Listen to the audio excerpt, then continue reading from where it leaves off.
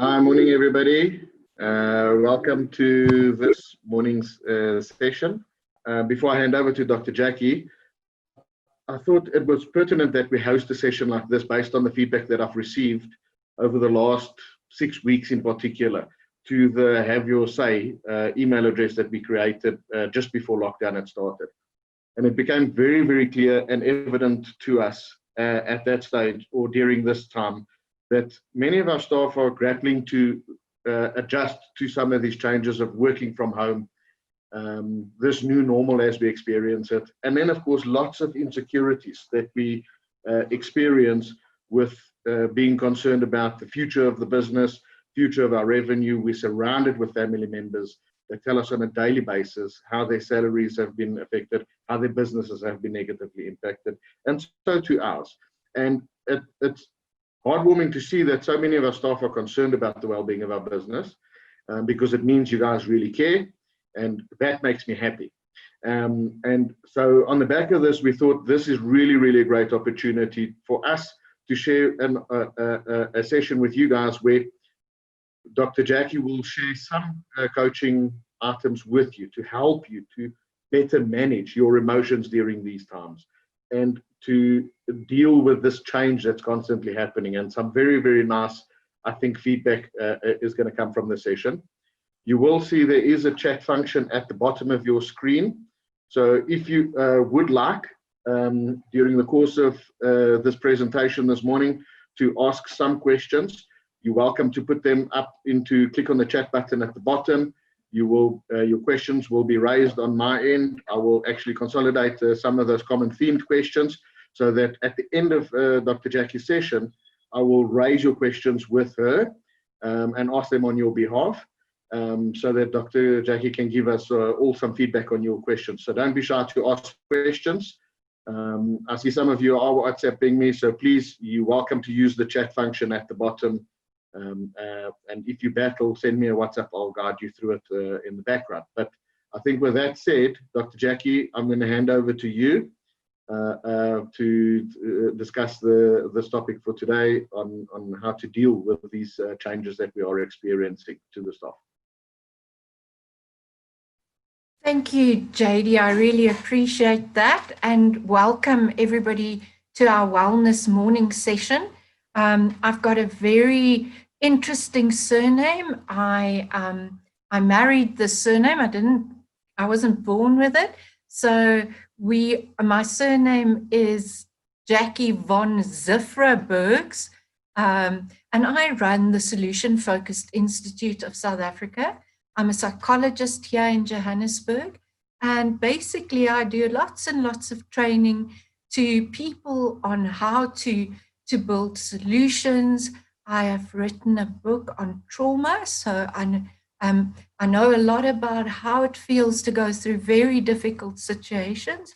And today I'd just like to give you some idea, some tips on what you could possibly do to help yourself and maybe even your family and people you love, to help people yourself cope during this very, very difficult time. So I'm going to share my screen with you and just run through what we're going to be chatting about today. I'm going to leave at least 15 minutes at the end of my little discussion for questions. So please feel free to write in the chat box at the bottom, ask a question. JD said he'll go through them and he'll discuss them with me so that I can answer your questions. I'm not going to be here saying I have all the answers, but I'm definitely going to try and answer as many of your questions as possible. So let me quickly share my screen with you. Just prepared you a little PowerPoint here. Just give me a second. There we go. There on the screen, you can see the interesting spelling of my surname. You just don't say the C. And we're just going to chat today about wellness and resilience and how to cope during these difficult times. I'm sure all of you are aware of how life has changed in the last 4 months. I mean, if you all really think about it, we have all had to adapt and change incredibly quickly. I mean, look at what we are doing. We are sitting in front of computers in a virtual classroom with a lecturer talking about wellness during the coronavirus. In this very short space of time, each one of us has had to learn a lot of new things, adapt, and come up with new ways of doing our work, new ways of interacting, and new ways of dealing with our emotions. So today I'm just going to give you some ideas on how to cope and how to build resilience in these difficult times. As a psychologist, we all know that at the moment, there are 3 contagious situations going on. We all think there's only one, the virus itself, but actually there are 2 more highly contagious, infectious things happening at the moment. So it's the virus itself, but then it's also all the negative emotions that go with it. That is also a contagious space we're staying in at the moment. Plus, the third contagious ripple effect here is the insecurity of everybody's finances and money. So at the moment, all people, each and every person all over the world is feeling a huge amount of fear, lots and lots of anxiety, lots of worry, lots of depression, feeling a bit down, and even a little bit hopeless, like not sure what's going to happen tomorrow. And we all need to remember that emotions are just as contagious as the virus. And this contagious emotional situation we are finding ourselves in it's playing havoc with our mental wealth, and it's creating mental imbalance. People are saying today that there is an epidemic of clinical depression happening. We are all feeling a little bit down at the moment. I read an article the other day where the research psychologist said these discomfort, uncomfortable feelings that we are currently feeling is similar to grief. We're all grieving. We're grieving the loss of our normal lives. We're grieving the collapse of economic security. We're grieving the loss of connection. We could all have had a cup of tea before this talk in the foyer and then gone into the hall and had a nice interactive chat. So we're grieving the loss of connection. We're also all grieving the loss of safety. We don't feel safe at the moment. And some of us are grieving the loss of somebody we love because the virus has taken someone we love. So at the moment, we are all experiencing collective grief. This means the world is feeling a little depressed. It's like collective depression at the moment. Dr. Kessler, who wrote about this discomfort as grief, also says that right now we're experiencing what he calls anticipatory grief. What that basically means is we're all afraid of the future. We're grieving for a normal future, or we're grieving for the future we thought would happen. But suddenly nothing we planned feels like it's possible. And we all feel like, oh no, there's a storm coming, it's going to get worse. And therefore, we're all really worried. So there's a heightened sense of anxiety. And this becomes part of our daily lives. So this virus, people, it's creating havoc in our lives. It's creating havoc on our economy, our jobs, and very importantly, it's creating havoc on our mental health. So we have to now find ways to create a different mindset to what we have to cope with, because it's nearly as if this virus is creating a message in our heads telling us that we can't cope, or perhaps that we're anxious, or perhaps it's making that we're just in denial. But the bottom line is the virus is creating like a message in our heads. And I want to make this webinar a little bit more interactive. So I'm going to ask Ruth to please put up this poll for us. It's like a little questionnaire. I've asked you 4 questions, and just click on the one you think is applicable. So I want to ask all of you right now, what is written in the billboard of your mind? You know, that kind of thought, that idea, that suggestion that you wake up in the morning with. What suggestion, what thought is printed on the billboard of your mind? Do you wake up in the mornings with this message in your head saying, I'll get through this? Or do you wake up in the morning with this advertising billboard in your head saying, I can't cope, I can't cope, I can't do this? Or do you wake up in the mornings perhaps where there's nothing? It's just, I'm in denial, I just feel nothing. Or perhaps is the billboard in your head saying, panic, panic, panic all the time? Click on one of those for us. Let's see, out of 113 people listening today, where are we all at? You know, and let's get a bit of a sense of how are you feeling at the moment? What is the suggestion on the billboard in your head? Click on one of those, and in a moment or two, Ruth will throw up a poll and we'll get an idea of how all of you are doing. So I'm going to go on. Oh, it's coming up already. Most of you, 81% of you are saying, I will get through this. Yay! Primedia Retial. We're going to get through this. 4% is saying, I can't cope. 1% is saying, I'm in denial. I just actually don't know what's going on here. So I'm just pretending nothing's going on. And a small percentage of you is saying, you know what, Jackie, this is getting to me. This is really hard for me. Actually, it's like panic, panic, panic all the time. So great. Let's look, for those of you who said, I can get through this, how can we help you get through it even more? How can we help you, assist you to do what you're doing and do more of it so that you can cope no matter what? For those of you that feel you can't cope, let's give you some ideas. And for those of you that are feeling that this is all way too much for you, let's look at really constructive ideas to help you get through this crisis time in the world. So I just need to get this thing to click. There we go. Whether you like it or not, right now, this economic crisis that the coronavirus is creating is having some effect on us, and it is chipping at our wellness.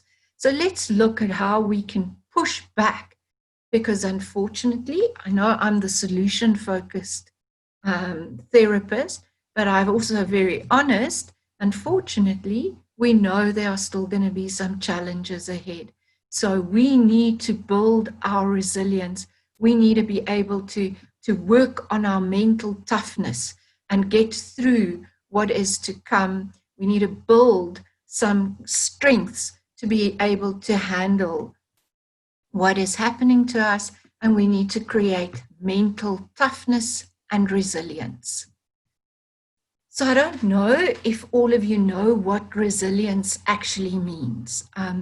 The dictionary defines resilience as an ability to recover from or adjust easily to misfortune and change. So resilience is that ability we have within ourselves to bounce back, to get up again. Resilience is what we do when we face hardship, disappointment, defeat, failure. It's our ability to get up and keep going and bounce back better. So no matter what is thrown at us, we bounce back better. And something that I find very exciting is the fact that resilience is not something you're born with. You're not born as a resilient person. It's not as if John is born with resilience, but Susan doesn't have it. Resilience is something we learn. Resilience is a skill that is built up over time from experience. So very important, all people listening to me today. Exciting news in the time of crisis is you can get better at your resilience. You can get better at the way in which you cope and the way in which you bounce back from this virus. As a psychologist, looking at resilience in the time of the coronavirus is like one of the biggest human experiments on resilience. Because if you think about it, resilience grows only in the time of discomfort or distress. If you've never been disappointed or let down, you don't learn how to cope differently. So right now, the coronavirus is a big learning curve for how do I up my resilience? How do I work on bouncing back better? How do I create some mental toughness in the time of a crisis? One of the a quite famous American attorney and health activist, Elizabeth Edwards, says, resilience is accepting your new reality, even if it's less good than the one you had before. You can fight all of this. You can do nothing but scream at what you're losing, or you can accept and try to put something together that's good. So let's put something together that's good. Let's build a resilient billboard in our minds, and let's take on challenges in a way that helps us cope better. Because the challenges and hardships are impossible to ignore, yet at the same time, your ability to cope, adapt, and build resilience is unlimited. It can only get better. So what can you do? You can say to me, okay, Jackie, that was very interesting, thanks, but what must I do now? I'm sitting at home with my children that are trying to go get to school, online learning for some of us. I'm stuck. Please, Jackie, what must I do to adapt to all of this? Over the last 4 months, I've come up with 6 concepts, 6 things, quite simple things that I think we can all focus on to help us cope better and build resilience. The first one, and I'll go through each one with you as in a moment. The first one is accepting and adapting to this crisis. The second one is focusing on our inner strengths. Thirdly, I think we need to start remembering and reminding ourselves that we've coped before. Fourthly, we need to remember we have feelings and we need to acknowledge them and start using our feelings to cope. Fifthly, something I'm very adamant about, we need to keep everything as simple as possible. The coronavirus has complicated everything. So in order to cope, we need to keep it simple. And then if we're stuck or we're spinning in our emotions or we're not getting things right, we need to learn to change the negative pattern in our heads by just doing one small thing differently. So let me share this with you and give you some ideas on how to do this. Let's look at how can we get to a space of accepting and adapting to what is going on at the moment. Because remember, nobody asked for this. Nobody anticipated this. Nobody wanted any of this to happen. I believe we need to stop asking, why is this happening? Why is this going on? And rather start asking, how can I? How can I adapt? How can I change? How can I cope? In solution-focused therapy, we suggest you take away the whys and you replace it with hows. Instead of asking, why is it like it is? Rather ask, how can I adapt to what is currently happening? So you could ask yourself some of these questions, because these questions lead to mental resilience building. For example, what small thing have you done to help yourself and your family adapt to this pandemic? What one small thing have you done to help yourself and your family adapt? Perhaps you can ask yourself, what am I getting right now that I did not think I'd ever be able to do? For example, I never, ever, ever in my whole life thought that I would be presenting a webinar to 115 people, while in actual fact, all I can see is my screen and my own face. But there are 115 people out there somewhere. I never thought I'd be able to do that. Asking yourself questions of the small things or even the big things that you are currently doing to adapt builds your resilience. So look into the mirror and see what you have done to get through this, what you have already started doing to adapt. It might not feel like you're adapting. It might not feel like you've done anything. But if you look closely into the mirror, we have all been forced to accept and adapt to this. So ask yourself, what have you done?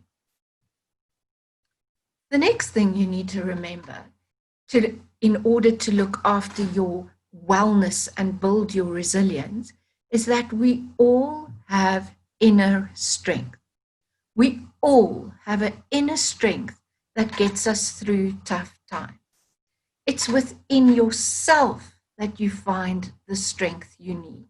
And we all have the ability to protect ourselves, to get through this. We've all done things to cover ourselves, to go and stand at that bus stop and protect ourselves with certain thoughts, certain actions that are helping us get through these tough times. So perhaps you can ask yourself the following question that builds your inner strength. After 4 months, right, of hardship and change, what have you done that you are proud of? You look back now at the last 4 months. What has been your finest hour? What have you been able to do? What is part of the things you've done that you are really proud of? Ruth, I'm going to do another poll now. I want to ask all of you out there.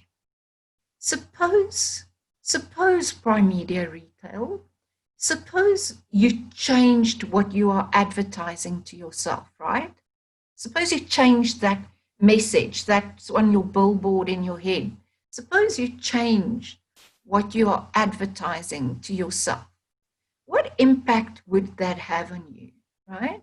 Suppose you changed it, the advertisement in your head to one of more resilience, more mental toughness. What impact would that have on you? Would it be a waste of time? Would it perhaps give you a bit of hope? Would it be good news for a change? Or maybe, would it be uplifting and empowering? So suppose you started talking to yourself differently. Suppose you started talking differently to your children and your husbands, wives, your colleagues, and you started advertising a message of resilience, mental toughness in times of crisis. What impact would it have on you? Waste your time? Give you a bit of hope? Would it actually be a bit of good news for change? Or would it feel so good, like I'm empowered, I can handle this thing that is affecting the world right now? So give us an idea. Click on one of those and tell us what would change if you started advertising more mental resilience and mental toughness, would it be good for you? Would it actually give you hope? And would it empower you? Give us an idea what you are thinking. And then Ruth will show us what you are saying out there and what you are saying would happen. Not seeing, there she comes. One person said, Jackie, I don't actually have time for this. It would be a waste of time. 48% people said, you know what, Jackie, it would give me a little bit of hope. It would give me a little bit of hope under these circumstances. A few of you said it would be good news, and then a large percentage of you said it would be really empowering to start advertising, feeling, reading, and believing in my ability to cope. So let's give you some more ideas on how to advertise differently in your head, how to change the messages. Well, first, another thing to remember, the third thing I think we all need to really remember in difficult times and times of crisis is that you have all of us have gone through tough things before. We have all coped through a hard thing before. Some of us with big hardships, some of us with just something small, but we have all handled difficult situations before in our lives. And just remembering that you have coped before creates a shift in your headspace. It creates a shift towards, I've coped before, I can cope again. It's like a storyboard, a path that you have walked through your life, a journey of different stories, different pictures in your head of, I have coped before, I have managed before. So perhaps you could ask yourselves in times of difficulties, just remind yourself and ask yourself, how did I cope with past difficulties in the past? How did I get through that difficult thing in my life? Perhaps you can even ask yourself, what quality within me, what quality within myself did I rely on to get through that hardship? What quality do I rely on? And that's going to be different for each one of us. People rely on different things within themselves to get through hard times. So remember, people, we need to advertise our past victories, our past successes. We need to remember that we have coped before. Don't hide the fact that you've gone through hardships before. You've done a lot of resilience building already. And then the fourth thing that I think is extremely important in times of hardship and very important when we build wellness and we create resilience is to acknowledge your feelings. This is hard. This is tough for all of us. So don't deny your feelings. Acknowledge your feelings. Some of you might be going through really, really hard feelings. Some of you might even be grieving for a loved one. And it's important to feel your feelings, because feeling those feelings is not a sign of weakness.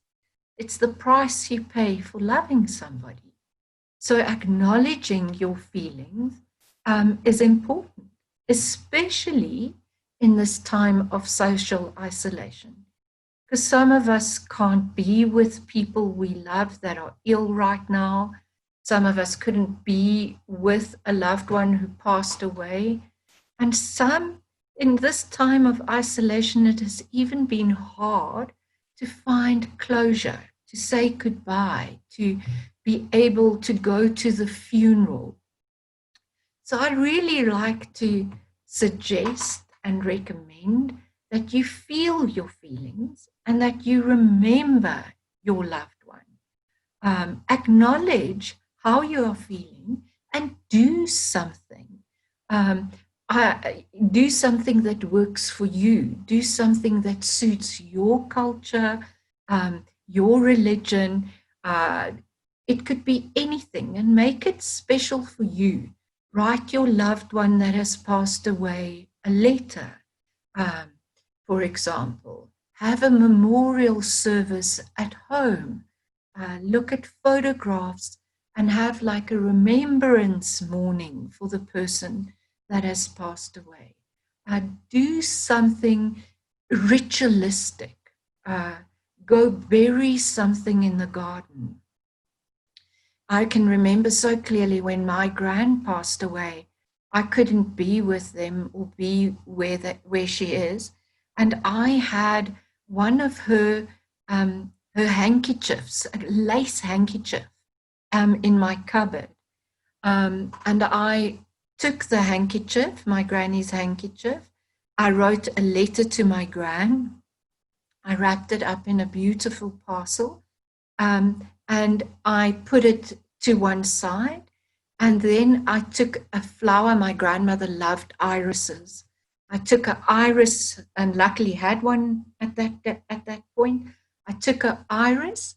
I went all by myself. I didn't tell anybody I'm doing this, to the back of the garden, and I buried the iris as like a memory, as my way of saying goodbye, my way of celebrating my gran, my way of finding some ritual to put it where to put some of my emotions where I felt they needed to be. So do something that can help you remember your loved one. However, I'm now going to say something that might be a little bit controversial, but I really believe in this. I believe it's extremely important to feel our feelings. I feel it's important to acknowledge that we've got feelings, but I think it is very important to not stay in that feeling for too long. We're allowed to grieve. We're allowed to cry. We're allowed to feel our sadness, but we can't stay in that emotional discomfort for too long.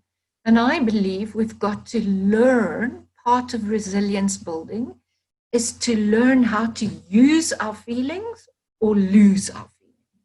So in some instances, we've got to use the sadness or the anger or the anxiety. And in other cases, we have to learn to lose it because it's not helping us get through the day. So how do you use it and how do you lose it? Let's take using it. In order to use or lose your feelings, you've got to ask yourself questions, different types of questions. So for example, once you've acknowledged how you feel, you can say to yourself, how's this feeling good for me today? How's this feeling useful? How can I use it to create a useful, productive way or useful, productive day? How can I use the anxiety to get something done? What is this feeling trying to tell me? Maybe it's saying, I need to cry a little bit more today. That's okay. So you've got to use the feeling, not just feel the feeling. Or you've got to lose the feeling because otherwise the feeling is using you. So you've got to say to yourself, how can I let go of this feeling today? Or perhaps in some moments you might have to say to yourself, what must I replace this feeling with? What must I replace? I felt quite anxious to start this webinar. Is all the electronics going to work? I hope the Wi-Fi is going to handle it. You know, lots of anxiety. And then I started saying to myself, I better replace this. I've got to lose the anxiety before I speak to 116 people live. And I sat down and I said to myself, Jackie, practice what you preach. What must you replace the anxiety with today? And for me, I decided to replace the anxiety with excitement and feeling excited to learn something new technology, to interact with people. So losing the feeling says, what must I do instead of What must I replace this feeling with? All of this leads to resilience building, wellness, toughness, being able to cope. And then, fifthly, in times of crisis where everything is complicated and everything is overwhelming, I suggest that it's very, very important that we keep it simple. Just keep it as simple as possible. Ask yourself questions that bring you back to keeping things simple. Something like, what gives me meaning today? And it might be something really small. What gives me hope right now? Just even a tiny bit of hope. Or perhaps say to yourself, what can I control today? And that what I can't control, I'm going to let go. Keeping it simple means you have to be in the now. You have to say, what can I do today? What gives me meaning right now? Perhaps even asking yourself something like, what did I get right today? What did I achieve today that was not done yesterday? Even if you just do one or two little things today that wasn't done yesterday, then that's keeping it simple.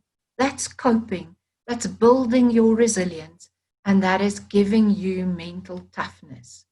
Because remember, keeping it really simple, it's plain and ordinary. It's not fancy. Keeping it simple means doing ordinary, everyday little things like washing the dishes, getting dressed before you go on a Zoom meeting. It's plain, simple. In Suburg, a lady who wrote solution-focused therapy said, it's in the ordinary that the extraordinary lies. So it's in our everyday, ordinary things that amazing things lie. It's in the ordinary little things we are doing to cope that all adds up to amazing coping in the long run. And then lastly, before I open up for some questions, lastly, it is very, very important, a very important way of installing resilience and putting up resilience and coping is to do one thing different. You don't have to do 30 things different. If you are stuck in your head with a feeling, if you are stuck with an emotion, or if you're struggling to cope and adjust to all of these changes, just do one thing differently, just one small thing, because doing one thing different interrupts the problem, the panic, or the overwhelmed pattern in your head. Just one small thing different. So you can ask yourself something like, what one thing can I do differently today that leads to coping? Just one thing.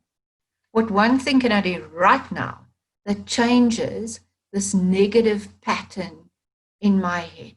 Just one small thing differently. And as we do this, as we keep it simple, as we do one small thing differently, as we acknowledge, use or lose our feelings, as we build our inner strength, as we remember we have done things in the past, and as we accept and adapt, it's like giving ourselves good coping medicine. This is all an advertisement for good coping medicine. And remember to be very aware of what is going on the billboard in your mind. And if it's a negative thing, take control to change it, use it, lose it, or do one thing differently. I know retail is made up, I hope I'm correct, my research is correct, but it's made up of Primedia, out of home and outdoors. So I know you're all very much about what's out there. And I would like to suggest part of your wellness is about looking what is going on inside here as well.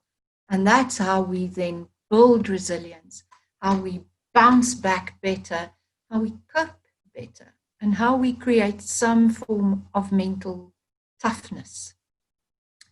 Primedia Retail, I designed a little dice game. I made it up. Yumna and JD will email it to you today. You can print it at home and then just fold it up and build it for yourself. On it, I have written all those suggestions like do differently or inner strength. I've written on each side of the dice, I've written one of these ideas. Keep it simple. Remember you've coped before.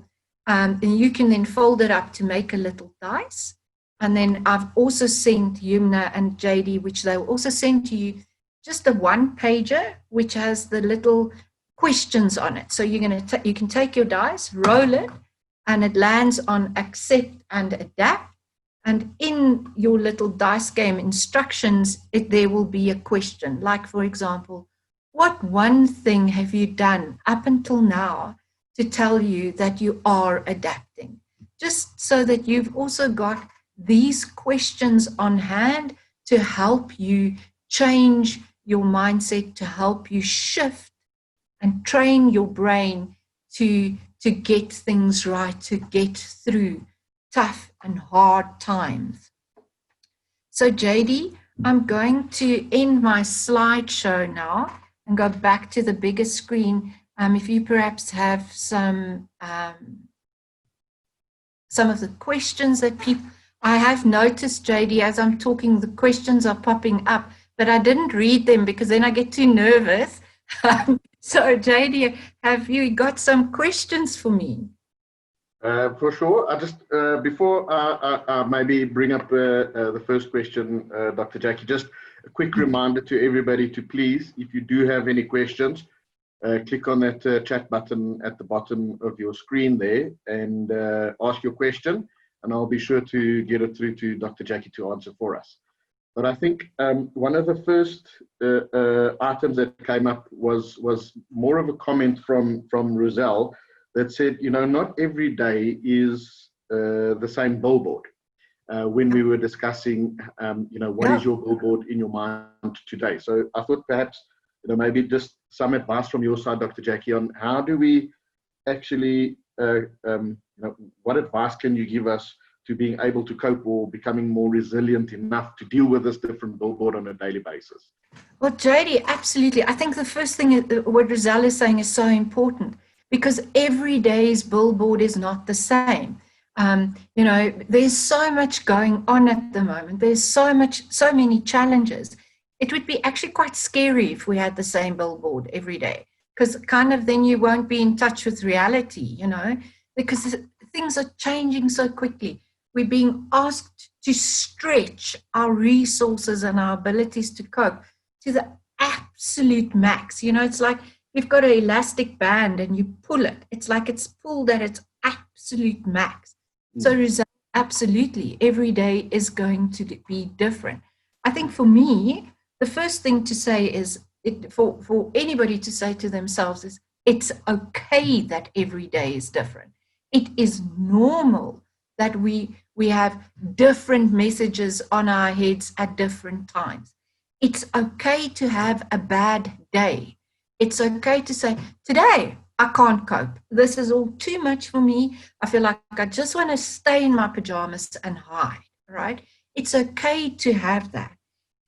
You've just got to remember it's not okay to stay there, all right? You can have it for a moment, a day or two. I've got one client who says she allows herself to have one, maybe 1.5 pajama days, but never 2, right? Never ever 2, because it's about saying, okay, this is hard for all of us.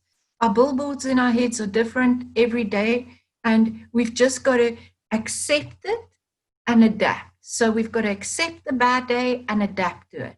We've got to use the feeling, or we've got to lose the feeling, because, yeah, every day isn't going to be the same. Very good, Doctor. And then I think there was also a couple of staff members that WhatsApped me privately, but I'm going to particularly raise this one because it was asked on the forum by Bev in particular, that said, how do you remind yourself that you have coped before when the magnitude of what we are dealing with previously is not comparable to what we're going through now? Yeah, that's also a good one, Bev, because the bottom line is when we are going through a crisis, we forget our resilience. This crisis we are going through is trauma. Okay, we are all experiencing trauma, and trauma steals our belief in ourselves. And trauma creates like a rut. Your brain kind of gets stuck in fear or in flight, the fight or flight reaction. So your brain kind of goes into a rut of either I am so afraid I don't know what to do, or I'm going to run away from this, or freeze. I'm not here. I'm withdrawing.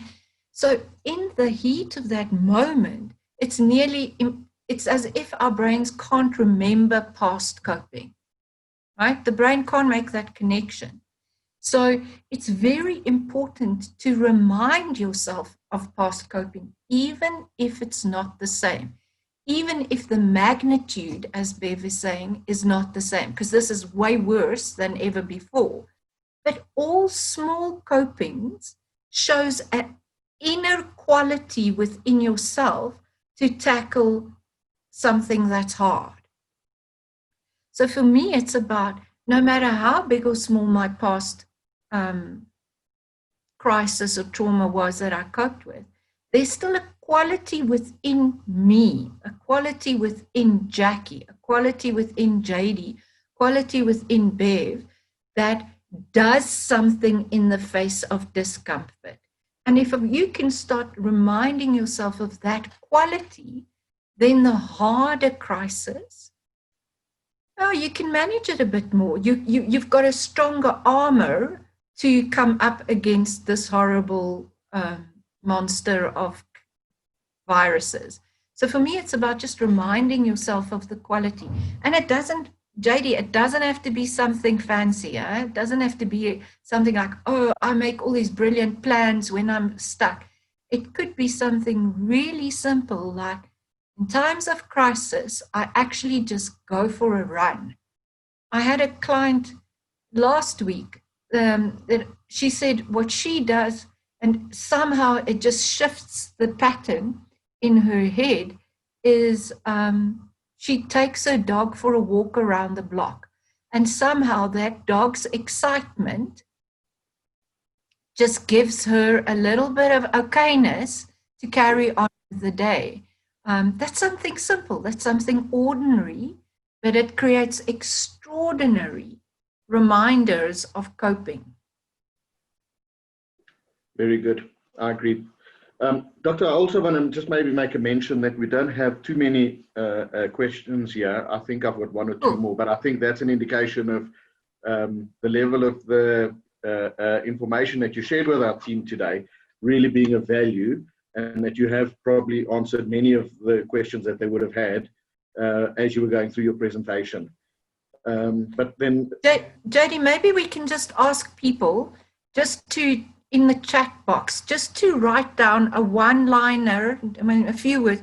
What did they find most useful, in this chat, so that we can also see what is helpful. What bit you on the nose while I was talking? What did you think? Oh wow, that's interesting. Or perhaps, what did you think that, okay, I can use this. And maybe, we said a lot, JD, maybe it's just one small little thing. So people might just in the chat box write down what was most useful out of this little chat, because I see people are staying in our conversation. Yes. There are lots of you have stayed with JD and I. So that Saskia is saying the billboard, she could relate to that. Yes, I tried to talk your language. I Googled you all and tried to talk your language. Yeah, the billboard. What else? That you have coped before. Absolutely, people don't forget it. And then Ashwin is saying that we have inner strength. We have inner strength. Also, using or losing it, says Bev. That idea was a good one. To look at yourself and build. JD, you got to help me. They're coming up quickly, so I might miss one. Yeah, while we're going through those, maybe just a question from somebody that asked to stay anonymous, Doc, is to say, as the number of deaths increase and the proximity of those deaths become closer to us, we may see even that the billboards, not only for us, but in our colleagues, change. So what can we maybe do as a colleague to assist that person who has lost a loved one, or to help them through that situation? So how do we help them cope? That's such a good question, but really hard question to answer, because in times of grief, everybody needs something different, and it's so hard to know what somebody else needs at that time. For me, and if I look at what clients say, the last thing to say to somebody who's grieving is time heals, because time doesn't really heal your love and your loss. As saying right there, grief never ends. It's this passage, it's this, we learn to adapt to it. We learn to adapt with it. So I don't think I'm really going to be answering this question directly, but my bottom line answer to this is we need to just believe in people's ability to get through hard things. We don't have to say it. It's not like being patronizing and saying, you'll get through this. I mean, that's not helpful. But if we just believe and people are resilient and people can cope, we're already helpful. And then the other thing to do is, if you really want to help somebody, then ask them what you can do for them. Now, don't assume what they need. Just keep it simple and ask straight up, what can I do that will help you get through this? Very good feedback, Doctor. And then, something that resonated with me was a comment that Manus had made while you were talking now. He said, your reactions are in your control and it's up to you. That reminded me of how resilient we are, and a lot of this talk is about how resilient we actually are, and that, it looks like this big mountain in front of us sometimes, and yet we overcome it. Exactly. And Marnus, there's lots of research that's quite fascinating that says you cannot control what happens to you, but you can control how you respond. All right? So we got to watch how we're responding to what is happening, because the way in which we respond can lead to feelings of more overwhelmed or feelings of crisis. The initial reaction is going to be, oh, hell, this is horrible, this is terrible. Of course, that's our initial reaction. We acknowledge that, we learn, we validate that. Then we got to start shifting the pattern. I think, Rafil, we also touched on that resilience. And so it's nice to get your feedback on that, Rafil. But then I think Donna asked a nice question as well, is to say, so how do we help our kids to cope with going back to school? So we feel fear, sending them to school. How do we manage their fear? Yeah, we need a whole webinar on this one, Jay. This is not as simple. Because there's so many personal things. I must be honest, this morning I was saying to my 15-year-old, I want to chat about going back to school because I am worried as a mother, I'm really worried. So first of all, I think one of the most important things is we as parents have to watch our anxiety, because our anxiety levels are going to rub off on our children. So before we talk about how you prepare your kid, you've just got to be very mindful of your own anxieties because it's going to rub off on your child. Secondly, and for mothers and fathers, this is a very difficult one to do, but you got to remind yourself your children are also resilient. Your children also have inner strengths. Your children are also little resilient builders. Yeah, they're learning. They're learning resilience. So that's also incredibly important for us to remember. JD, the other thing that I have been doing with my children is I play the dice game at dinner time with my kids. Okay. So I've built it. You know, my children go, "Ach, no, Ma, not that thing again." But I don't care. I'm the CEO of my dinner table.